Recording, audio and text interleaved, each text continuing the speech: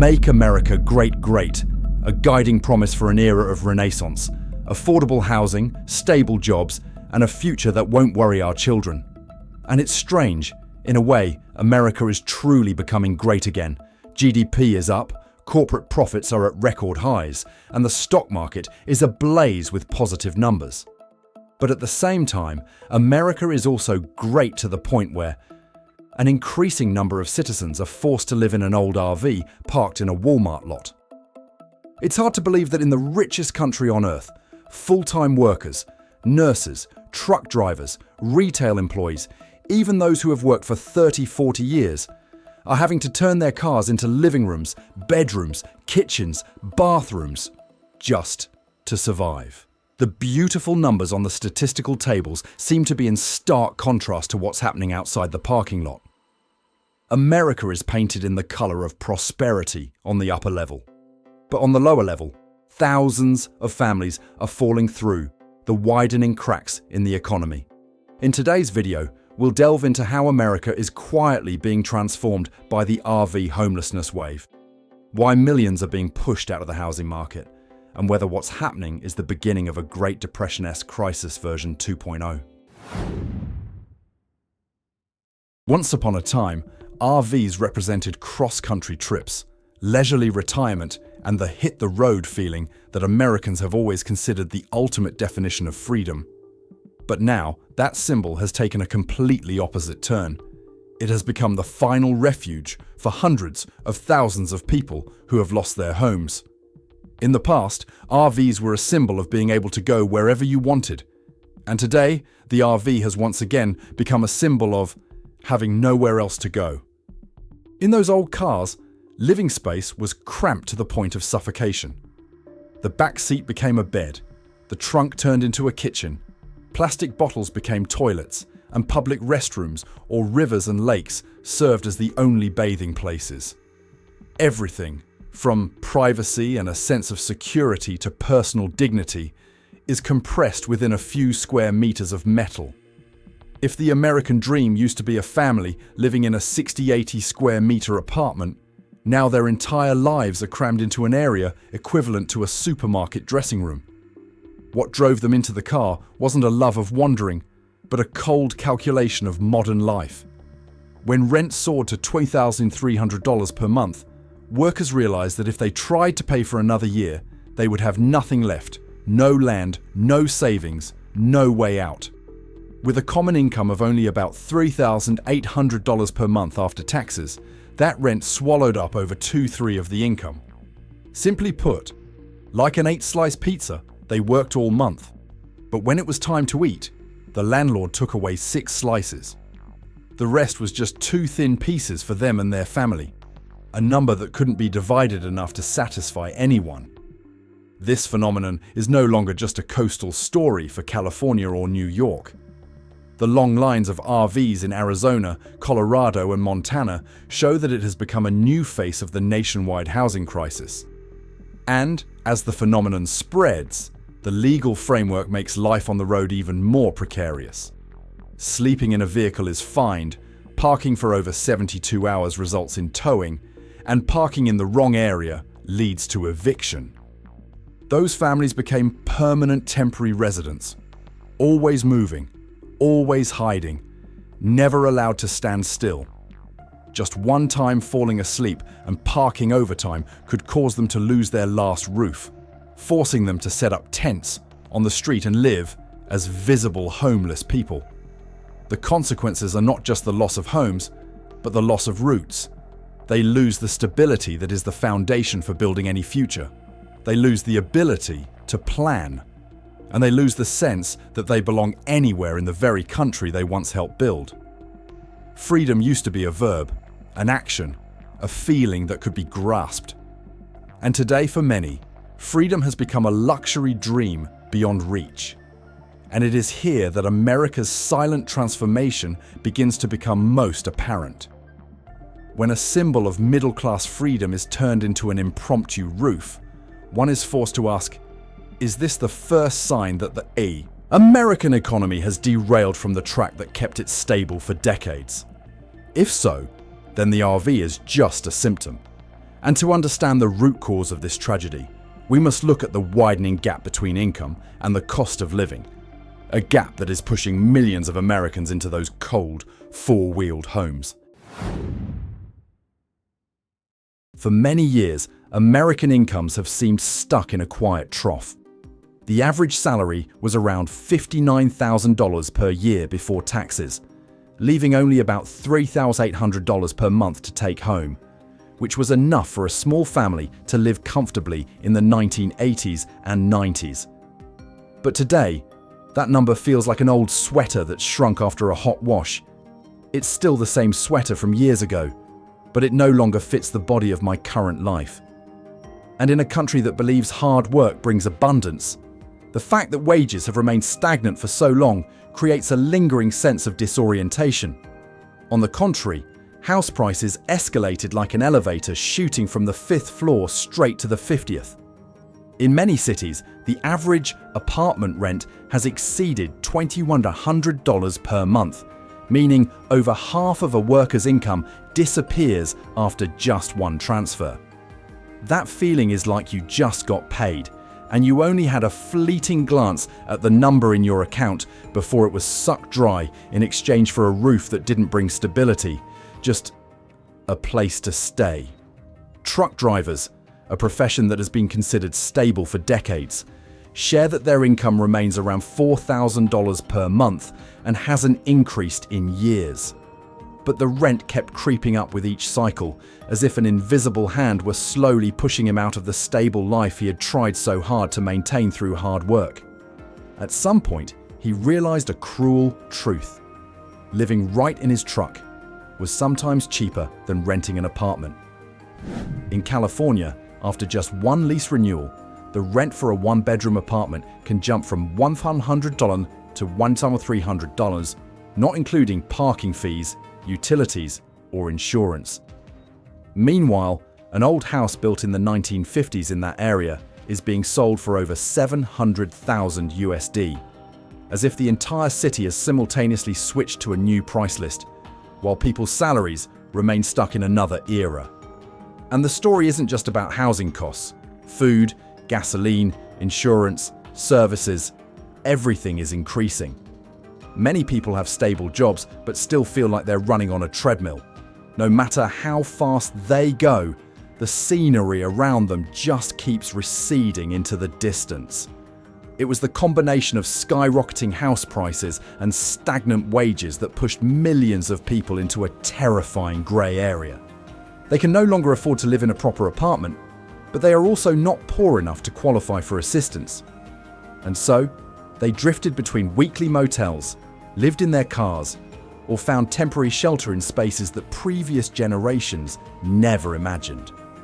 In those circumstances, the familiar equation hard work, success, now becomes an unsolvable equation. Income is stagnant, costs are escalating, the future is shrinking. Full-time workers who once prided themselves on their self-reliance now face a heartbreaking question. Can they still maintain a true home if just one more small economic shock hits? If the standard of living has already exceeded the affordability of most workers, what will happen when the economy truly fluctuates? When the income and expense equation is no longer balanced, are we placing too much expectation on a salary that is already insufficient to keep pace with the rising cost of living in modern America? If you want to understand why America is seeing long lines of RVs parked along Walmart lots, why rent prices are soaring faster than wage growth, and why families that were once stable are now becoming temporary residents in their own country, you need to look beyond the income story. We must look at a silent shift that has been taking place for over a decade. Home ownership is being concentrated in the hands of giant financial institutions, hedge funds, private equity, and real estate corporations with almost limitless capital. Just 15 or 20 years ago, suburban neighborhoods still had a familiar image. Families buying their first homes, paying them off over 30 years, mowing the lawn on weekends, and keeping the house as a legacy. But after the 2008 crisis, a gap opened up. Millions of homes were foreclosed, and it was precisely at that moment that large investment funds quietly entered. They didn't buy individual houses. They bought in bulk by the neighborhood, even by the district. Areas once filled with the laughter of children are now transformed into rental property listings with returns calculated by algorithms, not by human needs. When the housing supply falls into the hands of a small group of large investors, rental prices no longer follow the classic market law of supply and demand, but are driven by the law of profit. A house that once sold for $0,000 could now be worth $500,000 or $600,000 simply because it's more profitable to rent it out at a higher price. And there's no reason for these corporations to lower prices when they control the majority of the inventory in the area. For them, housing isn't a place to live. It's a financial asset that functions like stocks. The more you buy, the greater your control and the higher your profits. And as rents increase, the cycle begins. Middle or low-income earners are excluded from the standard rental market. They couldn't compete with the strict application requirements, high deposits, or prices that were beyond their means. So they were forced to move to weekly motels, RV parks, or live in their cars.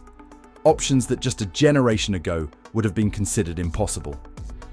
That change is subtle but profound. Home ownership is gradually shifting from families owning homes to companies owning homes. This not only distorts the market, but also changes the nature of the concept of home. Housing was once the foundation of community, where people settled down, built connections, and raised children. But in the hands of corporations, it becomes a data stream in a spreadsheet, where each 5% price increase isn't a shock to renters, but just a nice number in the quarterly report. Meanwhile, policies and laws in many places are lagging behind the changes. There is not enough control over the centralized land purchase. There are not enough restrictions on investors buying in bulk. Not enough affordable housing has been built on a large enough scale to compensate. The lack isn't will, but speed and vision. And while the system is struggling to catch up, millions of families are falling further behind. And what worries many Americans the most is this question. If power in the housing system continues to fall into the hands of large corporations, will renters have any real rights left? Or are they simply living in a market where all the rules have been written in advance and are not at all in their favor? If there's an image powerful enough to make Americans over 55 pause and reflect on the era they're living in, it's the image of the elderly, those who contributed their entire lives to the economy, now huddled in old vans, living on the blurred line between safety and despair. This is perhaps the most painful face of the current housing crisis, when those who steered America for decades become the direct victims of a system that has changed faster than their ability to adapt. A 78-year-old woman living in an old van in Colorado admits that every cold night is a battle. She doesn't have the means to take hot showers and has to use a wet towel as the only way to maintain daily hygiene. That van, which should have been a means for her to visit her children and grandchildren or enjoy her old age, became an involuntary home after the rent exceeded what she could afford on her meager pension. The story of the middle-aged woman in Berkeley is similar, but somewhat harsher. Because the law prohibits sleeping in vehicles, she had to sleep right on the sidewalk. One morning, she woke up and found a $400 parking ticket right next to her, a figure far beyond her capabilities. She was too young to receive higher benefits, but also too old to be hired for a new job. That fine is not just a piece of paper, but a painful reminder that the current system has no place for those falling into the gap between too old to start over, too young to retire. The reason is cruel but very clear. When the cost of living rises faster than the rate of human accumulation, when rent skyrockets while retirement income remains almost stagnant, the elderly are left with no choice. They are not eligible for full benefits because they haven't reached the required age threshold. They also couldn't compete in the labour market, which favours young, fast and healthy individuals. And so they were pushed into the grey area between the two systems, where there was no real foothold for them. The gap in the social safety net between working age and retirement age suddenly became a chasm into which an increasing number of older adults are falling. The pain lies not only in the physical conditions they endure, but also in the paradox. Those who have worked for decades, paid taxes, and nurtured the economy now face old age in uncertainty and scarcity. And it is here that the most painful question of our time arises. When the very people who built, protected, and contributed to America are pushed to the margins of an economy they once created, should we call that a turning point or a sign of a kind of internal collapse? For decades, the American dream has not been a luxury or a political slogan. It's a simple equation that previous generations lived by. Work hard, save regularly, buy a small house in the suburbs, and accumulate a little wealth to leave to their children and grandchildren. That house isn't just an asset. It's proof that you've done everything society expects. But when today's middle-aged and older generations look at younger generations, millennials, Gen Z, they are slowly realizing a hard-to-swallow truth. That equation no longer works. The house they bought after 5, 7, or 10 years of work has now become a goal their grandchildren may never reach. Many young people are well aware that they are no longer living in the economy of the 1970s and 1980s. They have to rent long-term, spending money on an apartment whose price increases every year and doesn't create any assets for them. The pay rent, live through the month, don't save, can't buy a house. Cycle makes them the first generation in American modern history likely to live poorer than their parents. The home ownership value chain, once a symbol of stability, has been disrupted. When an economy makes it impossible for full-time workers, from nurses to truck drivers, to afford rent, let alone buy a home, the mantra "hard work pays off" begins to lose its weight. The values that were once the spiritual foundation of America after World War II, individual effort, financial discipline, and faith in the proper functioning of the market, are now shrouded in a layer of skepticism. It's not because people lack faith, but because reality is shaking the things they were once so sure of. If the American dream is shrinking into a simplified version, just being able to keep a rented home and not sleep in a car, is it still the dream Americans want to pass on? Or do we still long to restore the old version, where every individual had the opportunity to achieve true stability, not have to race against a market that always moves faster than them? In recent years, unusual signs of the US economy have begun to appear not on Wall Street statistics, but right on the streets where long lines of RVs have sprung up like temporary settlements. And by 2024, a figure that shocked many experts, the United States recorded over 771,580 homeless people, the highest number ever recorded, equivalent to about 23 people per 10,000 residents. This number increased by nearly 18% in just 1 year. That's not a small fluctuation. That's the first sign of a system being stretched to its limits. When the number of homeless people is increasing so rapidly, we cannot consider this a personal problem or a local phenomenon. It's a barometer of the real economy's health.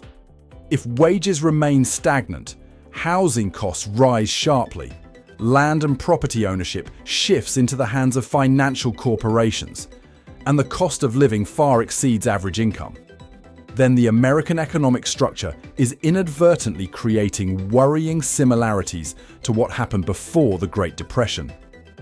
2026 is frequently mentioned not out of superstition or unfounded predictions, but because many economic curves, from rental prices, home ownership rates, consumer debt levels, to household savings rates, are approaching an irreversible point.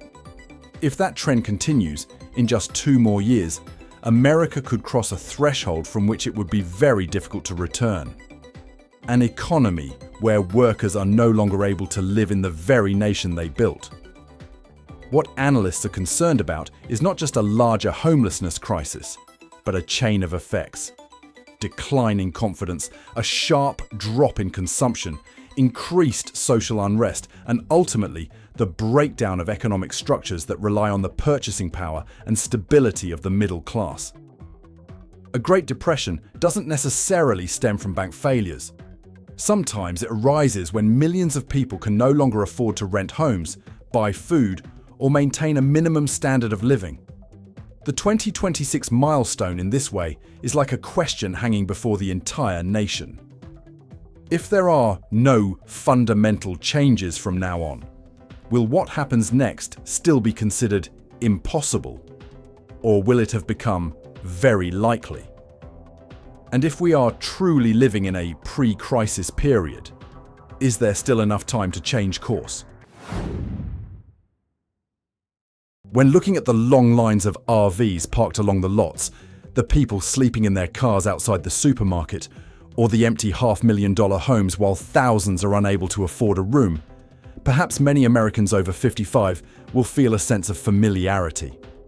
It's not because this scene is exactly like the 1930s, but because it touches on collective memories of a time when American society lost the stability that everyone thought was inviolable. The 1930s depression was a time when millions lost their jobs. Abandoned buildings stretched for miles, and families lined up for free bread to survive. But now, we don't see long lines for bread. We see long lines of cars used as temporary homes. We don't see abandoned fields due to job losses in agriculture. Instead, we see apartments and monolithic housing complexes owned by giant financial corporations, leaving workers with no opportunity to own a real home. There's a similarity. Both periods saw a profound imbalance between the cost of living and income. When housing becomes unaffordable, when wealth is concentrated in the hands of a small group while working people are pushed to the margins, when the number of people forced to live in tanks is high, these signals have the familiar hue of a period of tension that America experienced nearly a century ago. But there are also important differences. Today, many people still have jobs. They are not unemployed, but they don't earn enough to rent a house. A paradox difficult to imagine for a generation that witnessed the post-war economic boom. Technology and communication allow us to see problems earlier, more clearly, and more intensely. Modern policies are also different. Although the bigger question remains, will we just stand by and watch, or can we change course? If you've ever driven down a road full of RVs, seen someone sleeping in a van, and unconsciously wondered, when will it be my turn? Please leave a comment, share what you see, because sometimes change begins when we're willing to talk about what's happening right in front of us. While we can't know where the future will lead, what's happening on America's waterways shows one thing. This quiet transformation isn't just anyone's story. It touches every family, every generation, and every dream that Americans have believed in for nearly a century.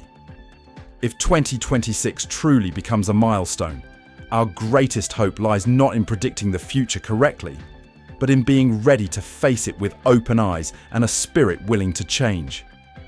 If today's topic resonates with something in your experience, a piece of memory, a concern for your children and grandchildren, or simply a pang of conscience about what's happening, please leave a comment below.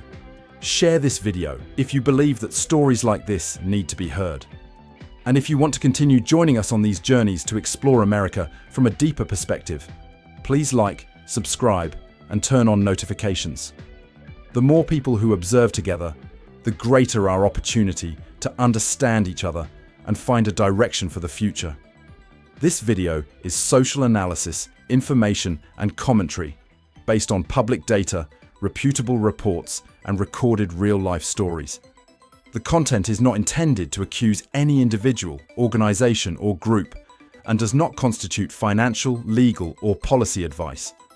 All assessments are thought-provoking, encouraging viewers to learn more and form their own opinions based on various sources.